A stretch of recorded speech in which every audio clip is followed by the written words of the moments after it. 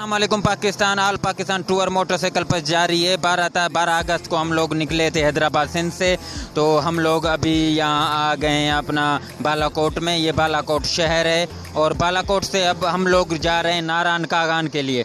Please हमें आपकी support की ज़रूरत है, हमें आपसे कुछ नहीं चाहिए यार, कम से कम लाइक और फॉलो तो करो ना यार। कितनी मेहनत से, कितने 12 अगस्त को निकले हैं हैदराबाद सिंध से, पूरे पाकिस्तान का चक्कर लगाने निकले हैं। सिर्फ 2 भाई हैं और कोई हमारे साथ ग्रुप नहीं है। दुआओं में याद रखें। अल्लाह हाफिज़।